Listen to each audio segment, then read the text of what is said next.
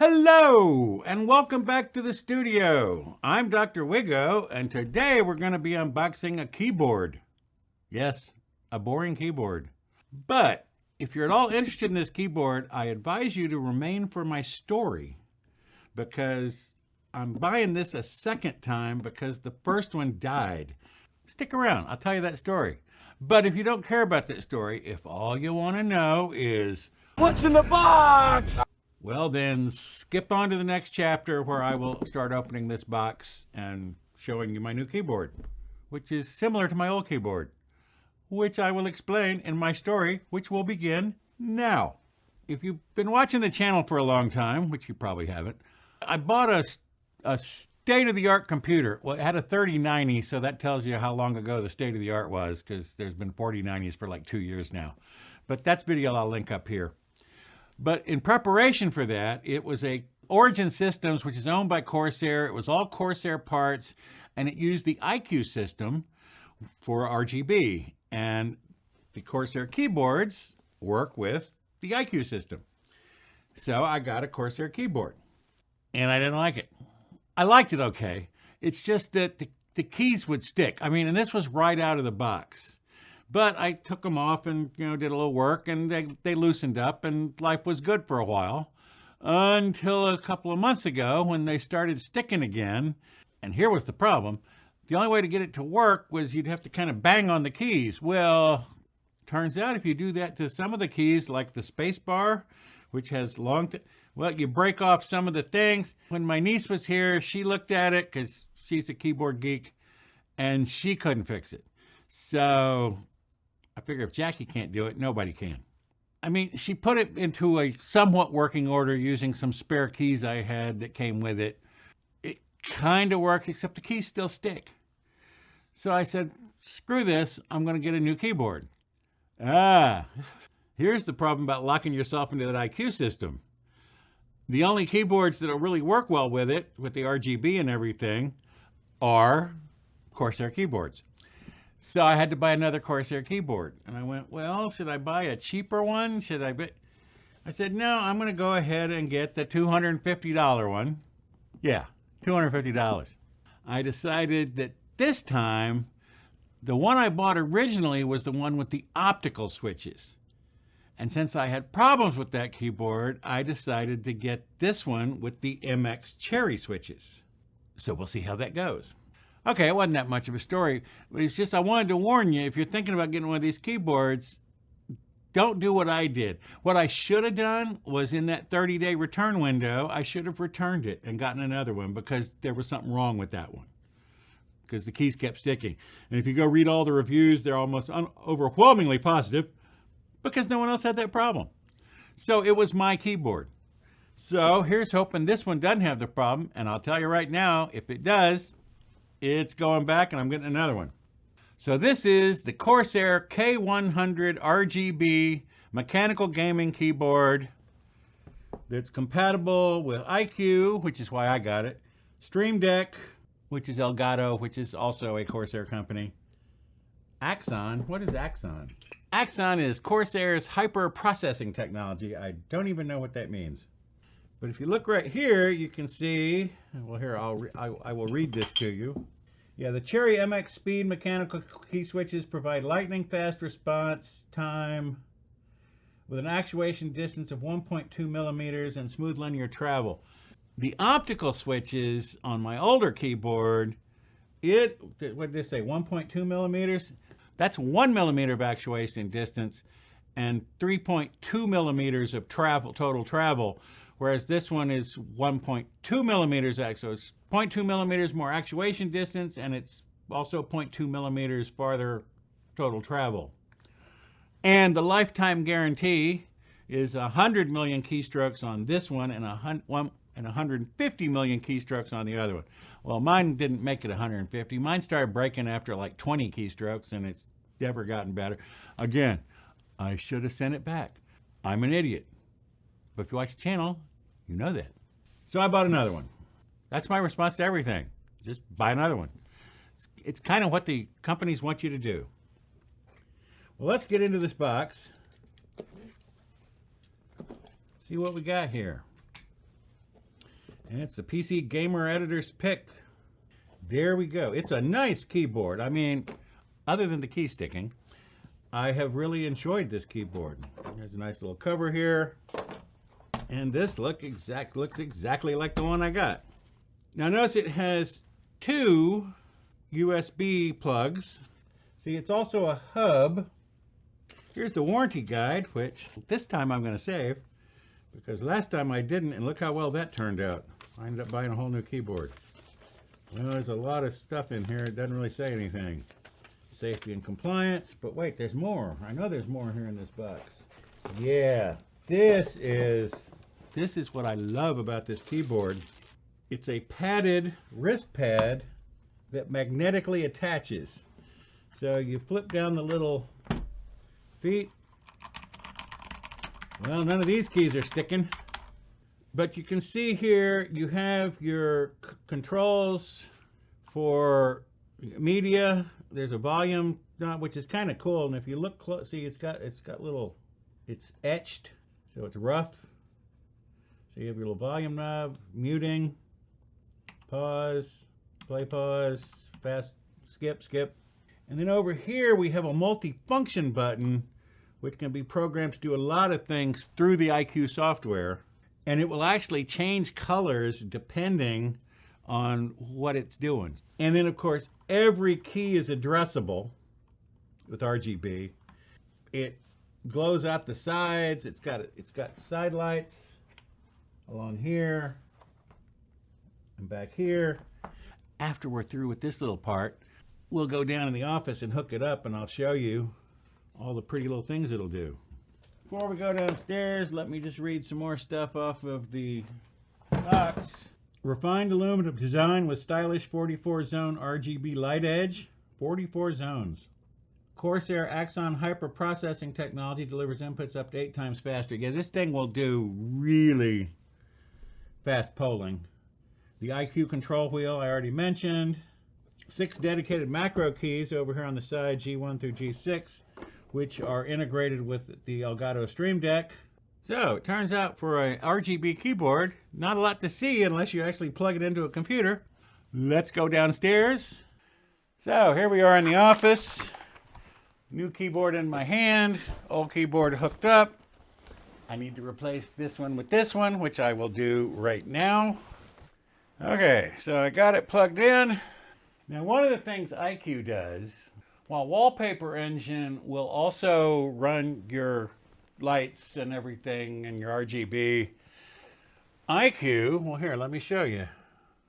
Okay, well apparently this isn't exactly the same keyboard because iCue says iCue knows I've replaced my keyboard. Because it says specific modules have been downloaded and I will need to restart.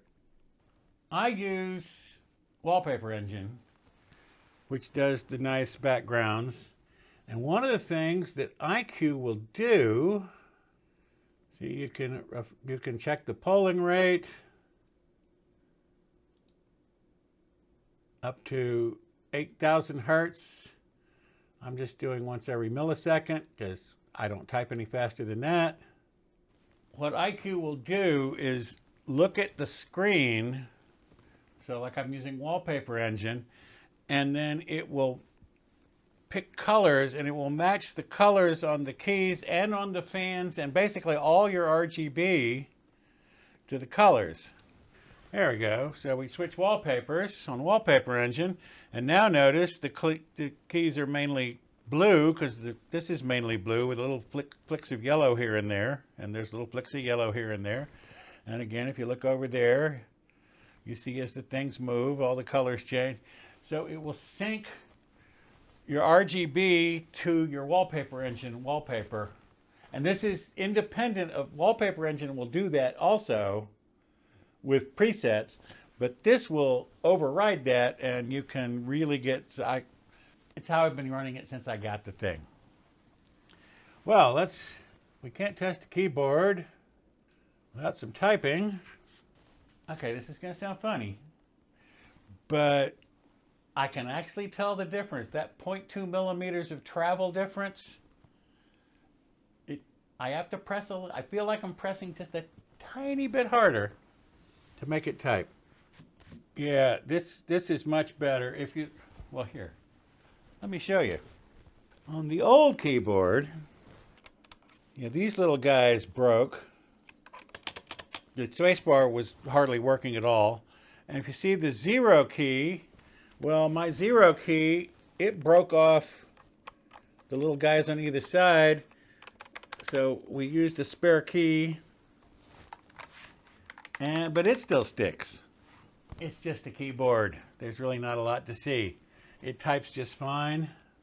In iCue, Murals is the feature that, so you notice how it's gone a lot darker because I've covered up most of the screen with black. If I close this window, see, it lights back up because it's based on the colors on the screen. And apparently that's called Murals. And if you're wondering why my menu bar, my taskbar is on the left, it's because this is an OLED monitor. I'll link that video down below. And I was getting a little bit of image retention across the bottom.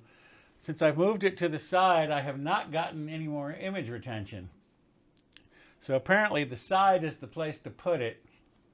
I don't know if you can see it on the camera, but when all those stars were moving real fast, the colors were just dancing over here, like they're dancing over there. See, look at that. The only keyboards that will work with this iCue system are Corsair keyboards. So I had to replace it with a, now I could have gotten a cheaper one, but y'all know me. Well, I guess that's all I have to show you down here. Let's go back upstairs. So I brought the old keyboard back upstairs here because I was pointing at things that I know you couldn't see because I only had the one camera down there. Can you see here there's different texture? I got these different texture keycaps. I don't have my little tool, it's downstairs. But see, here's the 0 key that broke, and it broke the things on either side. The space bar still sticks. And it's one of those sticks where, you know, you get infinite spaces and it's hard to, and you have to bang on it to make. This keyboard was a disaster. Almost from the get-go. I put up with it for way longer than I would have, but I didn't type that much. Also, I have to figure out, this little thing is a mounting bracket for a little LCD screen that iCue will also control. Don't know how to get this off, so that's something I'll do after we finish up here. So after I finished shooting the video, I realized I have this little thing. It's the iCue Nexus Companion Screen. It's a little LCD screen and touch screen. And so you can load things on it and it mounts right here on the keyboard. And so you have like a little extra. So I thought, great, I'll just move this onto the new keyboard. Well, the mount mechanism, well, it's on with a super adhesive. Even if I can peel it off, getting it stuck onto the other one's gonna be a big problem because I'm gonna have to do all this. So I did a little research and I discovered, well, they sell these little brackets here for $10 on the Corsair website. They're out of stock. However, these are on sale right now on the Corsair website for $50 instead of $100. So I just bought another one. So instead of the $10, which I couldn't buy anyway because they're out, I'm going to get a whole new one of these. And see, and it just plugs right into the keyboard. It's really handy. And it has little displays and you can have different things displayed. It's a cute little thing. Not really worth $100, but I didn't have to pay $100. I only had to pay $50. But again, if you're considering one of these K100 keyboards, if a key sticks, send it back and get another one. If I had done that, I probably would be happy today. And I kind of like the feel of these optical switches a little more than the Cherry MX, but the Cherry MX feel fine. I mean, they don't feel that different. I mean, it's aluminum, it's hefty, it's solid, it's got the wonderful padded leather-like wrist rest.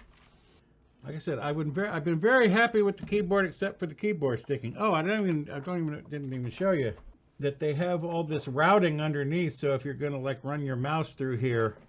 Now see, I was using this little extra input here for the little display, it has a little plug that just plugged right in. And see, it's got the little feet. Nice rubberized things here so it won't skid. It's a pretty good keyboard, except when it sticks. That's it for today. Not terribly interesting. But next week, the What If thing from Marvel dropped on Friday. And so I will be playing that on the Vision Pro. And there's some other new immersive stuff. So next week will be all in on all immersion on the Vision Pro.